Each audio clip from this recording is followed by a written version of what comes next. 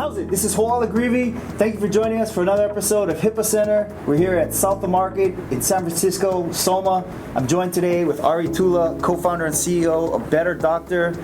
Ari, thanks for joining us today. Hey, great to have you. So let's get right to it. What problems does BetterDoctor solve? BetterDoctor started as a company trying to focus on solving the find a doctor problem. Like we all have had an issue trying to find a good doctor for us or our families. And that was the core premise we started the company from about 6 years ago. Great. And so during that beginning, did you end up in a slightly different place or market as where you began BetterDoctor? Yeah, I'm outside of healthcare. So I spent many years in video games and other IT companies before this. And I came to healthcare because of my personal problems. And I started to focus on finding a solution for how do we help people find the right provider, right care, right doctor when they need one.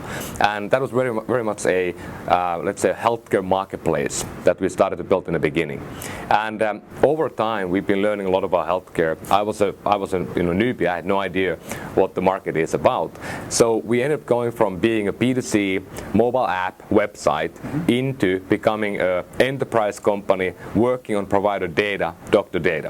So the high-level mission is the same. We help people find the right care, but what we do today is completely different than what we started from. Yeah, that's great. So I understand that it can take up to 50 days to find a doctor in the United States. Is that still correct? Yeah, so when we started, we were looking at the data, and in Boston and a couple of cities, it could take up to 50 days to find a primary care doctor for a new health plan that you elected for.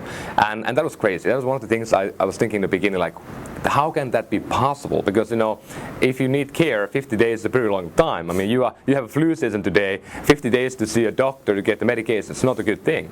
So, of course, it varies. You can go to different cities, different states, and, it's different. You can use here in San Francisco, One Medical or stuff like that, and you can get a same-day appointment, or Kaiser, you likely get the same-day appointment. But, there are pockets in the country that it can take up to 50 days to get a new primary care doctor and get care.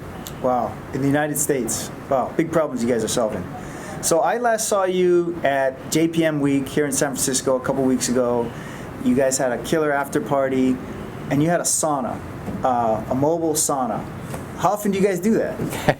So I'm from Finland, right. As my co-founder, and we try to bring some of that culture back to the US, and sauna for us Finns is almost like a temple. We were born in sauna. Well, not myself, but my mom and my father were born in sauna, and that literally born. Literally born in sauna. That was the way how we were born, like in 40s and 30s. Oh, I didn't know that. And it was the place for purity in a way. That if you have a childbirth, you want to go to the place that is the most clean in the whole household. And sauna, of course, is the place that you get cleaned up anyway.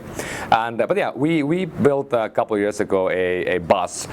We bought an old airport bus, and we created that into a portable sauna that you can drive around. So wait, you didn't rent the bus? That's a bus you guys own? Yeah, we have a group of people. We have a non-profit that owns the sauna. No we actually way. just launched a website. No. It's a finishsaunabus.org or something like that.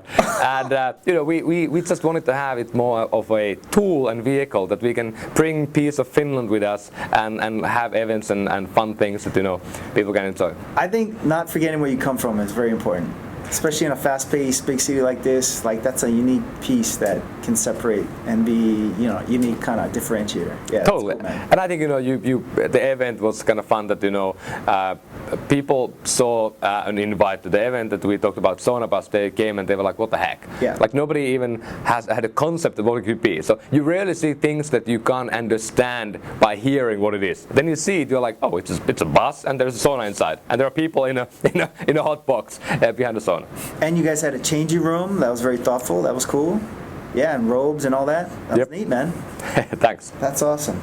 Okay, so a lot of people don't realize, especially if they're not in healthcare, that even in 2018, doctors and healthcare in general are profoundly reliant on the fax machine Do you have any fax machine horror stories you've heard about or experienced that you'd be willing to share? Yeah, so what we do today, we are trying to make the doctor data accurate for health plans, the health insurance companies, for the medical groups and health systems, hospitals. And what we do, we are collecting data directly from the providers and the offices. And very often there is no way of communicating with them by email, or even if we send a letter, they don't always respond. So many times still today we have to use fax in order to collect the email so we can move the communication online.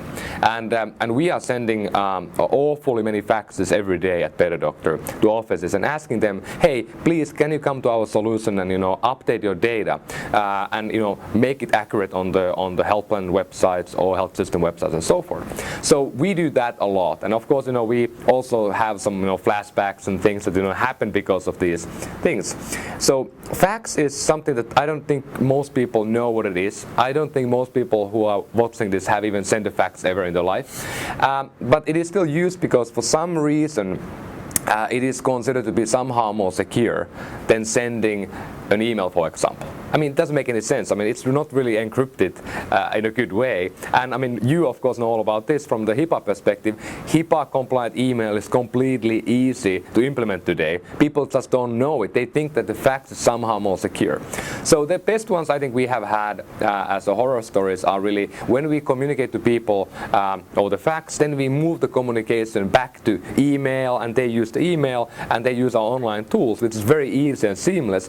Then some people, they go back to fax, and suddenly after months they send us back faxes, and it's very difficult to take the fax back. They hand scribble something that nobody can read. So I think the sooner we can stop using fax, the better. But it is still a fact of life that billions of faxes are flying around every month in health offices. Yeah, being an outsider to healthcare as well, I am constantly amazed at the volume of faxes being sent in every segment of healthcare. And so you guys are obviously deep in that, and you're just trying to reach out and help these guys and providers have more profitable and more accurate practices and data. So, absolutely. Gosh, man. And I think the pain in me basically at times is that we are sending also a lot of mail. So we probably send a couple of redwood trees a year of paper, and I mean that's a waste. I think I hope we can move in the next 5 years to a world where the information is digitized, it moves faster, and we don't need to cut trees and print paper. Yeah. So prior to starting BetterDoctor in 2011, I think it would be fair to say you were an outsider to U.S. healthcare. Fast forward to today, do you feel like that being an outsider in healthcare is an asset or a liability for your company? Well, I mean, now I think, at BetterDoctor, we are kind of feeling that we have found the market. We have found the market fit. We feel that we are in a position that, I mean, this will become, I don't know if a great company, but it will become a real company. It will become a company that has a standalone, merits to be existing. And many startups, you don't know what you're doing. You don't know what the business will be like. You don't know if you're going to be exist in 6 months from now. So we are feeling that is starting to kind of go away, and we are becoming a real company. But if you think about the last 6 years, I mean, we spent 3 years and about $10 million to learn the ropes by doing mistakes. And of course, I'm hugely excited that we had investors who were willing to give us money in the beginning, who were willing to give us money after the fact we made mistakes, and are still willing to kind of fund us and pack us up into this new realm. So as an outsider, I hired a team in the beginning. We had the first 20 people in the company, 2011, 2012, 2013. None of them had ever worked in healthcare. They had worked in, many of them gaming, many in building consumer applications, marketplace, and so forth. And we knew nothing. And we made all the stupid mistakes we can make. And then I think after 3 years, we started to hire people from the healthcare world. And they brought us the knowledge that you need to have in order to succeed and build a business in healthcare. Because if you are outsider, you always going to look at the market and like it's not working. You don't really know why. You know why on a very kind of high level. You don't understand the intricacies of the market. You can't open the onion layers deep enough to understand the deep meaning. So that's the problem. But the value of being an outsider is that you come to an industry where many people, if not most, don't have any answers. They don't know how to fix this. You go ask the people, and I talk to many people, even on a CEO level, they just don't know. They have no answers. So as an outsider, at least you think you have some answers. At least you are brave enough that you don't have nothing to lose in a way. You don't have no preconceptions that you need to live by. And I think it's easier as an outsider to keep your thinking fresh and try to hold into the beginner's mind. Beginner's mind means that you basically are able to question the fundamental truths that people hold. And often those fundamental truths are the ones that you have to break in order to find a new way of doing things. So there's a lot of good on being an outsider, but oh boy, I mean, it can be really rough at the beginning. I'm glad you talked about beginner's mind. I noticed that when I was doing my homework on you that you had mentioned that in a speech, and I thought that was a pretty interesting keyword you mentioned, so thanks for sharing that. Cool. Okay, so another thing I keyed in on was you being laser focused on execution. I've also heard you say that you agree with Peter Thiel in his book 0 to 1, that competition is only in your mind. Can you share some tips or things you've learned along the way about proper execution? Going back to the fact that, when you've been doing this stuff and building things for the last 20 years, you have done a lot of mistakes. And the mistakes are the only things to learn from. And I think for me, it's really easy to come up with an idea. And any one of us, we can go to the room and we can have whiteboard and stickies, and we can come up with 25 ideas. But then the value of those ideas is limited without the good execution. And in the end, it's all about, can you get it to the market? And even if you get it to the market at the best quality, it might not still do anything because people don't know about it.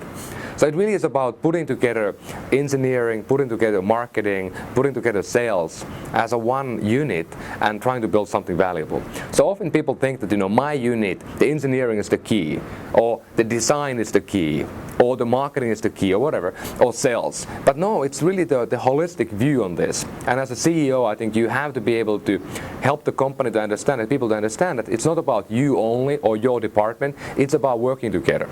And those are, I think, to me, the key points about execution. Not just about getting something done, but getting something done holistically so it has an impact in the marketplace. And then, of course, the faster you go to market, the faster you see people's feedback, the faster you can iterate and become better. The whole idea about the lean startup, I think, is a very good idea. It might not apply to big companies or bigger companies, but in the beginning it's a critical point. And when it comes to the Peter Thiel's idea about on the 0 to 1 book, it's a lot about get fast into something, do something fast, and start on things that are hard and that people haven't solved before. Talking about you don't want to focus on incremental innovation, incremental improvement only, but you want to focus a little bit at least on the fundamental problems that are in the marketplace. And today at BetterDoctor, I mean, we work in very, very deep down in the healthcare bowels, and we try to work on these fundamental problems like how do we get data moving better, how do we make data more accurate, how do we make the system more transparent. Those are fundamental things that are really difficult to solve, that nobody has been able to solve before. Wow. So from the Silicon Valley tech CEOs that are successful that I've talked to or heard, there seem to be only two things in common. They make a lot of mistakes and they're practically obsessed with execution. So you've got them both, man. So it's like, I really, to me, that's a success indicator. So. And I think the quick bite on this stuff is that it's with everything. Like even if you are at home, you go home tired at 9 p.m. and you go to your kitchen and it's dirty. If you look at it and you walk away, it will be dirty in the morning. If you go in and you take one plate, you put it, into the dishwasher, you're on the way of, doing something. So the key is to start something quickly. And most people suck at it. They just don't start.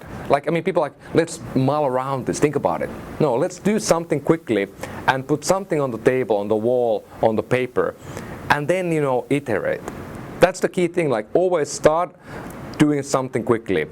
And that will lead into improvement or finding that you don't want to do it in a medium term. 100% agreement, 100%. Okay, so I understand that when it comes to healthcare and digital health startups, you don't like the word pilot, Why is that, and is there a better word for digital health entrepreneurs to focus in on?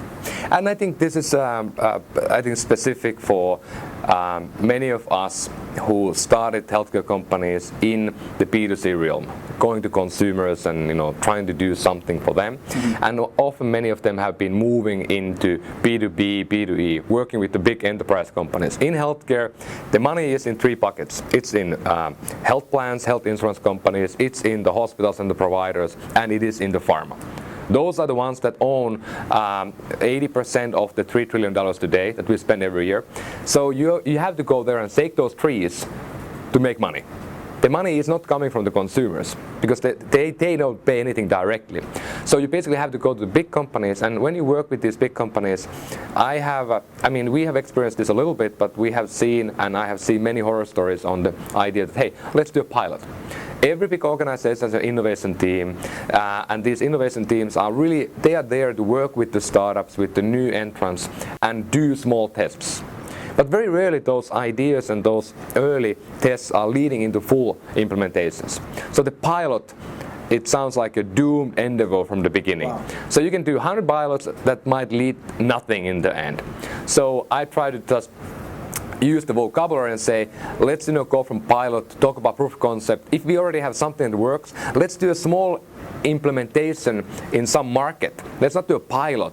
Pilot means that we just do something little and try it, and it might not work. Man, that's a good takeaway. I'm sure people are going to want to hear about that.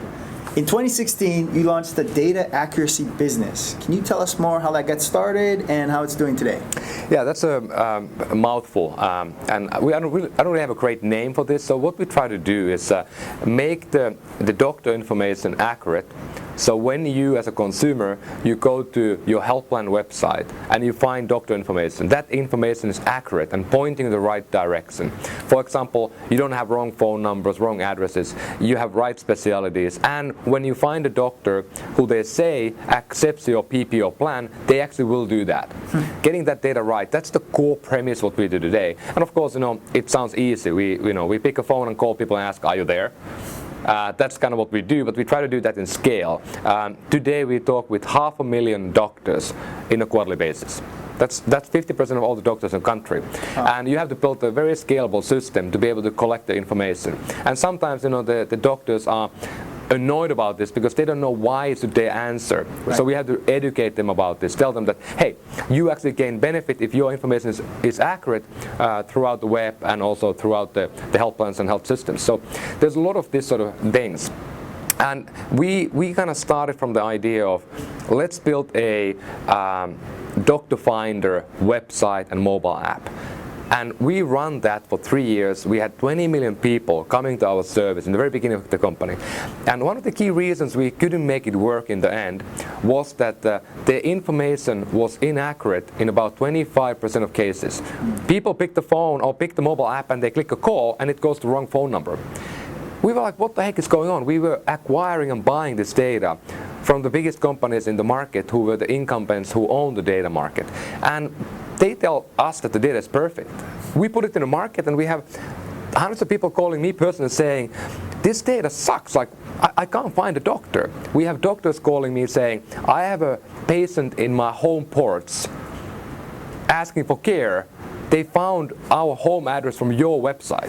25% of 20 million, that's 5 million wrong entries. Yeah. That's a huge number. That's so, and we realized that, even think about this.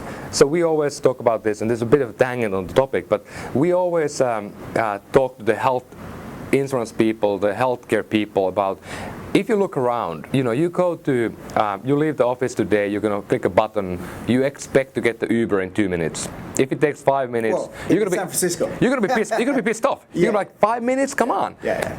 And at the same time, you click a button on your Amazon app, you get the stuff at home in the same day. Now it's a 2-hour delivery in San Francisco. That's what you expect. In healthcare, you click a button and every fifth time it goes to the wrong phone number. Come on, you're never going to use the service again. So we knew that there was no way we could run a consumer application or consumer platform with data that inaccurate. Because the people would walk away, they would say, I don't want to use this anymore. Right. So that was the challenge for us, and that ended up leading us in the end to going for this B2B market. And we realized by running the consumer apps that the data is bad, and we knew that we know something most people don't know. Because we were in the trenches for this. So we basically knew this problem, and we talked to other people, and they kind of felt about it, but they didn't know it. And we knew for a fact the data is wrong. So we said, let's go in and fix the data. Maybe there's value. And then in the last 3 years, we found that there's a lot of value. There are a lot of laws that are in place. There are a lot of regulation, and it's becoming a real business. So we just took a kind of gut check and said that there's a problem in the market that we know about, and we want to do something about it. And that's, I think, back to Peter Thiel, who has, I think, a great question that he's been using, and many other people are using it, and they copied his idea. Asking the people that you interview for new job, for example, what is something that you know is a fact that the world doesn't know? Right. And the same here, if you're an entrepreneur, you know that there's a problem in the marketplace that you know is a really critical problem, and the market doesn't know about it. Go for it. I believe our true competition at Paubox, Ari, is the fax machine. It's not another product. You have to kill the fax machine. Yeah, no. It's the fax machine. That's our, yeah. Okay, so I'm pretty damn sure, I'm from Hawaii, you're the only Finnish guy I know that surfs. That's pretty unusual. How often are you surfing, and where's your favorite spot? I started surfing. Also, Finland, by the way, has a small inner sea, and there are like 3 days a year when they can hold the Finnish surfing championships. Oh, the waves are contest. Yeah, like once a year they find. If they're lucky, it's like a Mavericks. You have to have the perfect day to have the 2 feet waves, and only in the winter. And it's often that there's snow on the ground. Yeah. Sometimes the shore has already been frozen, and the people go surf there and have the contest. Wow. So that's the surfing in Finland. Not very pleasant. There's a couple documentaries done about it, and they're just funny because people surf with like a 10mm wetsuit. Right. So I started surfing about almost 20 years ago in Australia and New Zealand. And I really liked it, and I'm a snowboarder and skateboarder, so it felt nice. And moved to California 10 years ago, and ever since I've been surfing at least once a week. Now I try to do it twice a week, and it's tough. It's the toughest sport I have ever done. Super fun, super scary, and I love Ocean Beach, but on a bigger day like this, I want to avoid it. But Pacifica, Santa Cruz, Hawaii, Mexico, a lot of places I love. By nature of time, I end up going a lot at Lindamar in Pacifica. Speaking of Ocean Beach, there was a great article in the New Yorker some years ago, and so the writer was looking at these guys who surf Ocean Beach, and almost none of them grew up in San Francisco because it's such a tough break to learn at. So it's people who enjoy that spot, learned in Hawaii or Southern Cal, or because that place is pretty brutal, man. I used to bodyboard out there. Yeah, there's some no channel, just constant sets. Yep, I have no idea how the guys go out there with the big boards when they have the guns with them. Like now in the last week, we had a 25-feet day there. Yeah. There were a couple of guys there. How do you go through the white water with the big gun? I have no idea. Hey, so you mentioned that you're doing some drone surfing, or you're incorporating drones into some of the times you go surfing?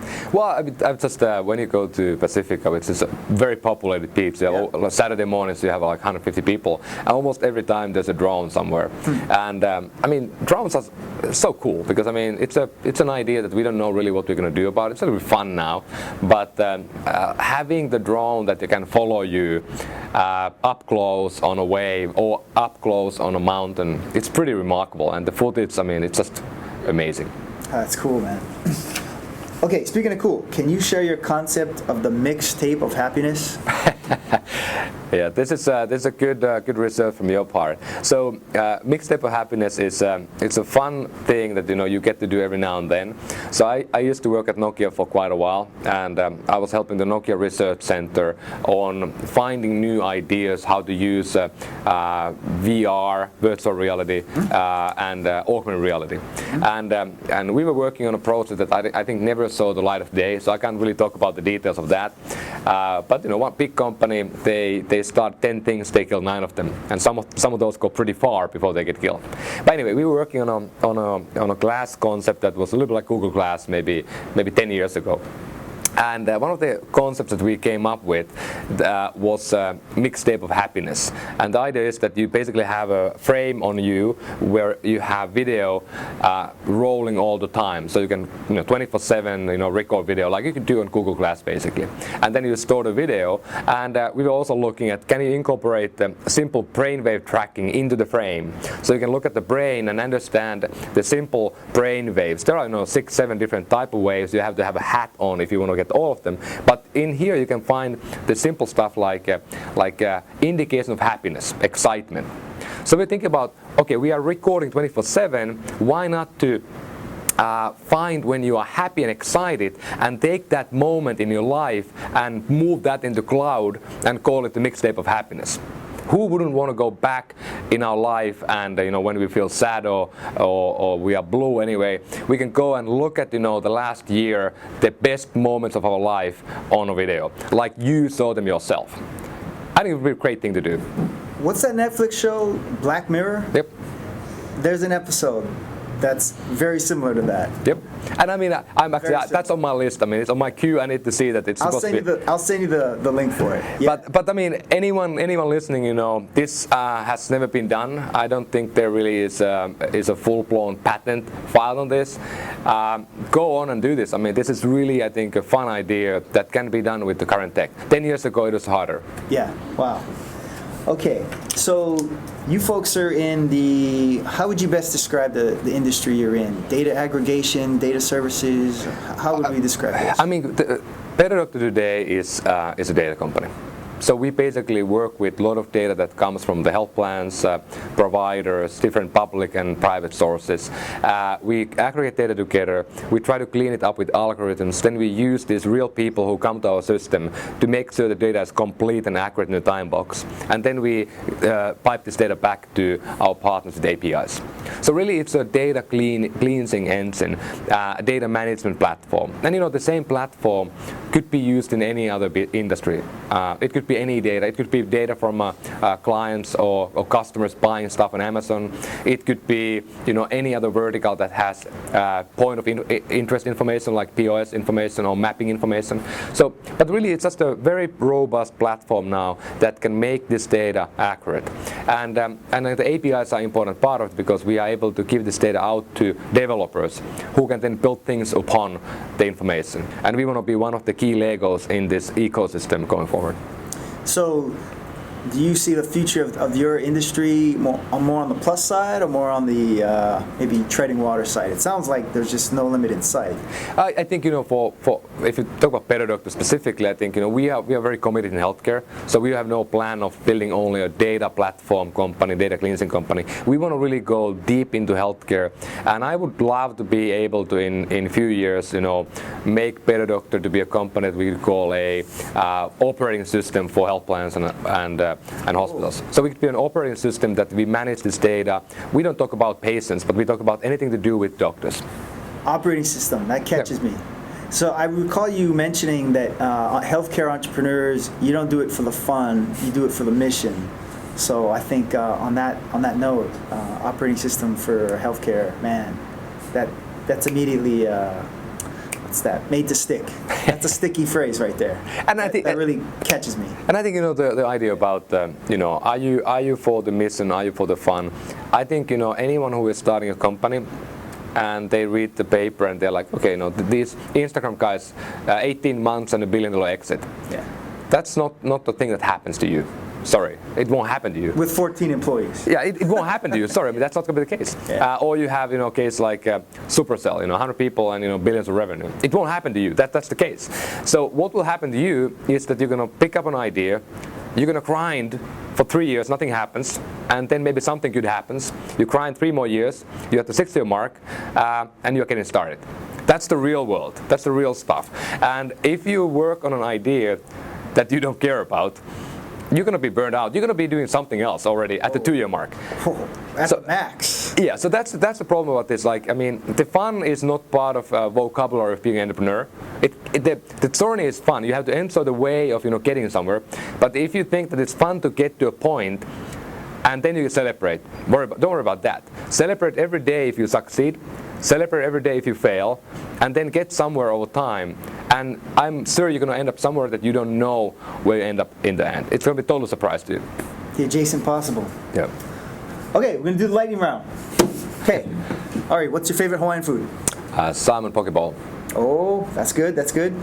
Have you ever been kayak fishing? No, but I have been following a couple guys with the surfboard.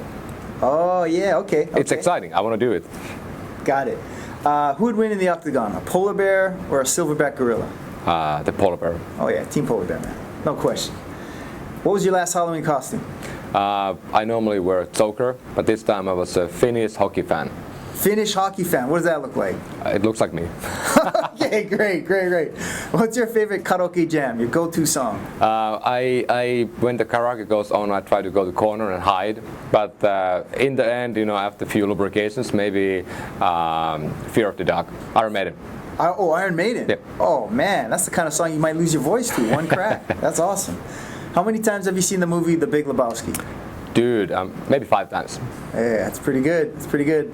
What book or books are you reading now? I'm reading and listening 10 books at a time always, but the one I'm just reading right now is the second Machine Age. The second Missing Eights? Machine. Oh. What the heck is that? The second Machine Age. Like the first Machine Age was the steam engine. Now the AI computer is the second. Okay, gotcha. And last question. Well, this one's kind of biased, but when's the last time you sent a fax? I don't think I have ever sent a fax myself, but we do awful lot of that. Yeah, better. The person and the company. Yeah, that's right.